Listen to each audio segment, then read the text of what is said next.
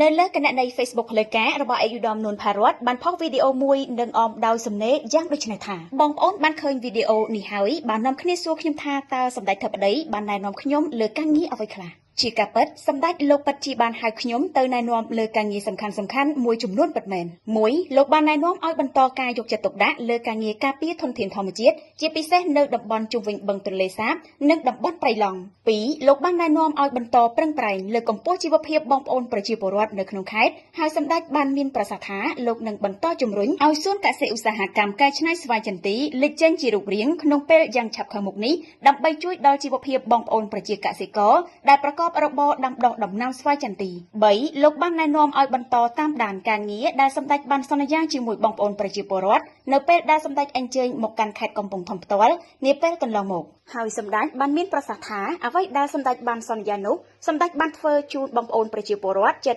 100% ហើយតាំងនាមបងប្អូនប្រជាពលរដ្ឋខ្ញុំក៏បានគោរពថ្លែងអំណរគុណយ៉ាងជ្រាលជ្រៅនិងគោរពដឹងគុណជានិច្ចចំពោះសម្ដេច4លោកបានលើកទឹកចិត្តឲ្យបន្តការអនុវត្តនៅយុទ្ធនាការបំពាក់បង្គោលភ្លើងសូឡានៅតាមដងផ្លូវជាតិលេខ6ក្នុងភូមិសាស្ត្រខេត្តកំពង់ធំដើម្បីសម្រួលដល់ជីវភាពរស់នៅនិងការធ្វើដំណើររបស់បងប្អូនប្រជាពលរដ្ឋ5លោកបានណែនាំឲ្យតាមដានដំណើរការនៃការដ្ឋានស្ថាបនាផ្លូវទាំង92គីឡូម៉ែត្រដែលសម្ដេចបានអនុម័តនិងដែលបានបើកការដ្ឋាននាពេលថ្មីៗនេះដោយឯកឧត្តមវង្សសីវិសុទ្ធឧបនាយករដ្ឋមន្ត្រីប្រចាំការរដ្ឋមន្ត្រីទទួលបន្ទុកទីស្តីការគណៈរដ្ឋមន្ត្រីនិងជាប្រធានក្រុមការងាររាជរដ្ឋាភិបាលចុះមូលដ្ឋានខេត្តកំពង់ធំជាតំណាងដ៏ខ្ពង់ខ្ពស់របស់សម្ដេចជារួមនៅគ្រប់កាលៈទេសៈទាំងអស់សូម្បីតែនៅក្នុងខណៈពេលដែលសម្ដេចកំពុងមានទុក្ខជាទម្ងន់ក៏សម្ដេចនៅតែមានការព្រួយបារម្ភនិងយកចិត្តទុកដាក់ចំពោះសុខទុក្ខរបស់បងប្អូនប្រជាពលរដ្ឋជាពិសេសលើការងារពាក់ព័ន្ធទៅនឹងជីវភាពរស់នៅផ្ទាល់របស់បងប្អូនប្រជាពលរដ្ឋតែម្ដងគួររំលឹកឡើងវិញផងដែរថាមកដល់នឹងពេលនេះឯកឧត្តមនួន ផារ៉ាត់បានចូលកាន់តំណែងជាអភិបាលខេត្តកំពង់ធំ